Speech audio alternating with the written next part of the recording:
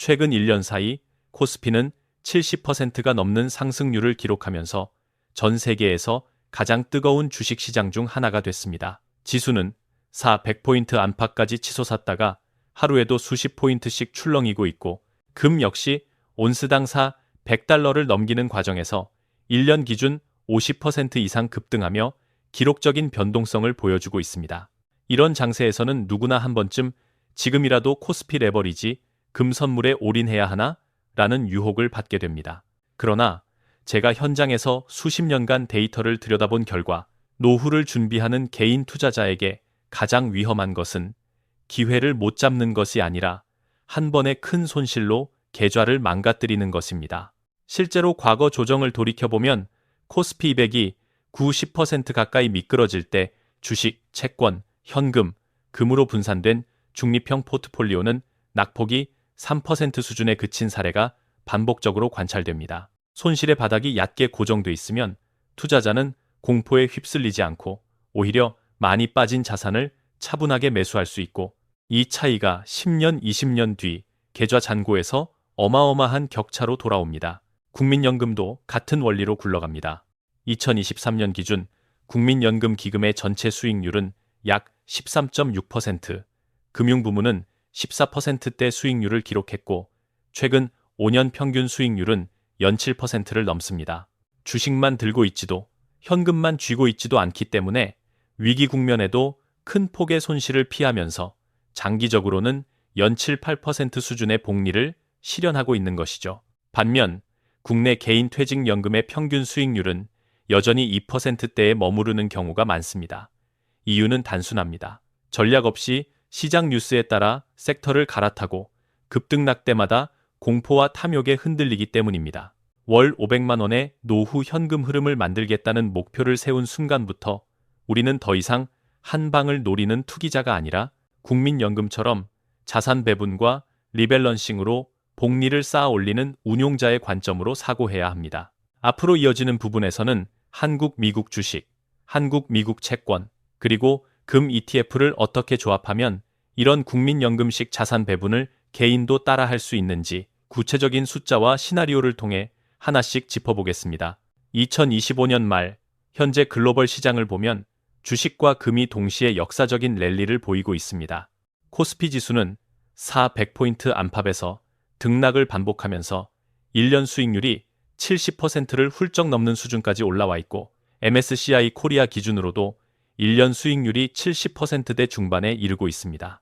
금 가격 역시 온스당 200달러 안팎에서 거래되며 1년 기준 50% 이상 상승해 전통적인 안전자산이자 인플레이션, 지정학 리스크, 해지 수단으로서의 매력을 다시 한번 입증하고 있습니다. 변동성만 놓고 보면 버블이라는 단어가 떠오를 만큼 과열된 것처럼 보이지만, 이런 장에서 가장 큰 수혜자는 단기 매매가 아니라 이미 자산 배분을 끝내놓고 묵묵히 버틴 투자자들입니다. 대표적인 사례가 바로 국민연금입니다. 국민연금 기금은 2023년에 13.59%, 2024년에 15%라는 역대급 수익률을 기록했고, 운용 개시 이후 장기 연평균 수익률은 약 6.8% 선입니다. 자산을 국내 해외, 주식, 채권, 대체 투자로 넓게 나누고 국내 주식이 부진할 때는 해외 주식과 채권, 대체 투자가 방어막 역할을 하도록 설계해 두었기 때문입니다. 반대로 국내 퇴직연금의 지난 10년 평균 수익률은 연 2% 남짓에 그쳐 물가 상승률에도 못 미쳤습니다. 같은 한국 투자자, 같은 시장을 바라보는데 왜 이렇게 격차가 날까요? 답은 간단합니다. 국민연금은 첫째, 자산 배분 비율을 정해두고 장기 전략에 따라 리밸런싱을 반복합니다. 둘째, 올인과 몰빵을 철저히 금지하고 한 해가 나빠도 계좌 전체를 무너뜨릴 만한 손실을 허용하지 않습니다. 이 두 가지 원칙 덕분에 코스피가 20%, 30%씩 미끄러지던 해에도 기금 전체 손실은 한 자릿수에 그쳤고, 바로 그 안정성이 2023, 2024년 같은 강세장에서 폭발적인 수익률로 돌아온 것입니다. 금 투자 역시 마찬가지입니다. 금을 단독 승부용 상품이 아니라 국민연금식 5분산 포트폴리오 안에서 충격 흡수 장치이자 위기 때 웃는 자산으로 배치할 때 우리는 금 가격 급등락에 휘둘리지 않고 장기 복리의 일부로 편안하게 활용할 수 있습니다. 이제 숫자로 현실을 보겠습니다. 통계청과 보건사회연구원 자료를 보면 65세 이상 2인 가구가 기본적인 의식주와 의료, 교통비를 포함해 최소한으로 인간다운 삶을 유지하는 데 필요한 최소 생계비는 월 약 240만 원 수준, 조금 여유 있게 문화 여가까지 포함한 적정 노후 생활비는 월 330만, 350만 원 정도로 추정됩니다. 반면 실제 소득은 훨씬 낮습니다. 2023년 기준 국민연금공단이 발표한 전체 노령연금 평균 수령액은 월 약 62만, 70만 원 수준에 불과하고 20년 이상 가입자의 경우에도 평균이 약 110만 원 안팎에 그칩니다. 여기에 기초연금 최대 32만 3천 원을 모두 받는다고 가정해도 다수 고령층의 공적연금 합산소득은 100만 원대 중반, 200만 원 초반 수준에 머무는 경우가 많습니다. 이 때문에 OECD 통계에서 한국의 고령층 상대적 빈곤율은 2022년 기준 약 40% 내외로 OECD 평균 약 13, 14%의 3배 수준, 회원국 중 최악의 수준을 지속적으로 기록하고 있습니다. 결국 우리 주변에서 자주 보게 되는 폐지 줍는 어르신의 모습은 예외적인 사례가 아니라 통계로 뒷받침되는 구조적 현실이라는 뜻입니다. 더 큰 문제는 물가입니다. 2022, 2023년 고물가 구간에서 소비자 물가 상승률이 연 5% 안팎까지 치솟으면서 고정된 연금 소득만으로 생활하는 고령층의 실질 구매력은 빠르게 깎여 나갔습니다.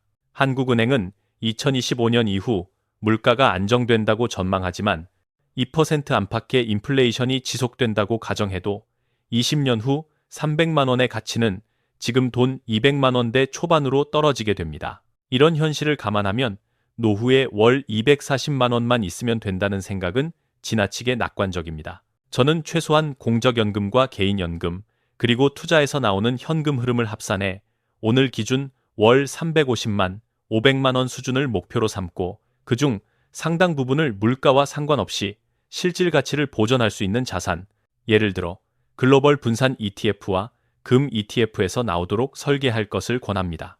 숫자를 조금 더 냉정하게 보겠습니다. 최근 통계에 따르면 65세 이상 연금 수급자의 월 평균 연금 수령액은 기초연금, 국민연금, 퇴직연금을 모두 합쳐도 약 65만, 70만 원 수준입니다. 통계청이 발표한 2023년 연금 통계 결과를 보면 65세 이상 가구 중 연금을 한 종류라도 받는 가구의 월 평균 연금 수입은 약 89만 8천 원에 불과합니다. 반면 국민연금연구원과 여러 연구에서 제시하는 1인 기준 최소 노후 생활비는 약 120만 130만 원, 2인 가구 기준 최소한의 노후 생활비는 240만 원 안팎, 어느 정도 여유를 누리는 적정 생활비는 330만, 350만 원 수준으로 잡는 경우가 많습니다. 즉, 우리가 앞에서 목표로 잡은 노후 금수저 조건, 월 500만 원 현금 흐름과 비교하면 현재 공적연금만으로는 최소 300만, 400만 원 정도의 소득 격차가 발생합니다. 예를 들어 부부 2인이 평균적인 공적연금만 합쳐서 월 90만 원 정도를 받는다고 가정해봅시다. 이 가구가 월 500만 원을 목표로 한다면 나머지 410만 원은 개인연금, 퇴직연금, 그리고 투자 자산에서 나오는 배당 이자 인출로 채워야 합니다. 연 4% 인출률을 기준으로 역산해보면 추가로 필요한 자산 규모는 대략 12억, 13억 원 수준입니다. 연 6% 수익률을 가정하더라도 8억 9억 원의 금융자산이 있어야 겨우 월 400만, 450만 원 수준의 현금 흐름을 만들어낼 수 있습니다. 이 숫자만 보면 막막하게 느껴질 수 있지만 핵심은 한 번에 만들 수 있느냐가 아니라 20, 30년 동안 복리로 키울 수 있느냐입니다. 지금 3억 원 정도의 종잣돈이 있고 매년 800만 원을 추가로 적립하면서 연 7, 8% 수익률을 달성할 수 있다면 20년 후 10억 원 이상, 25년 후에는 15억 원 이상으로 커질 가능성이 충분합니다. 문제는 이 7, 8%를 어떻게 만들어낼 것인가인데 여기서 단일 종목이나 레버리지 상품이 아닌 한국, 미국 주식 ETF, 글로벌 채권 ETF, 그리고 금 ETF를 섞은 자산 배분 포트폴리오가 등장합니다. 특히 금은 주식 채권이 동시에 흔들릴 때 방어막 역할을 하며 전체 포트폴리오의 최대 낙폭을 줄여주고 그 결과로 장기 복리 수익률을 안정적으로 7, 8% 선에 안착시키는데 중요한 역할을 하게 됩니다. 노후 준비에서 가장 오해가 많은 부분이 바로 복리입니다. 많은 분들이 연 8%면 숫자 하나가 조금 좋은 정도 아닌가요? 라고 묻지만 시간과 손실 제어가 결합되면 이 8%가 전혀 다른 결과를 만들어냅니다. 예를 들어 3억 원을 한 번에 넣고 연 8% 수익률을 20년 동안 유지하면 단순히 3억격 1 플러스 0.08분겸 수준이 아니라 약 13억, 14억 원까지 불어납니다.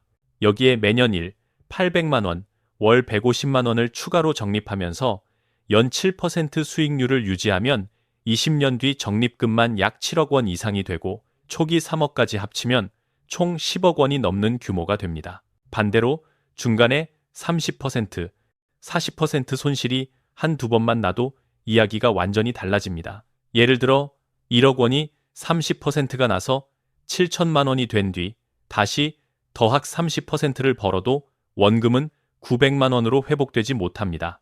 마찬가지로 10년 중이 3년만 20% 이상 큰 손실을 기록해도 장기 평균 수익률은 8%에서 4, 5%대로 곤두박질 칩니다.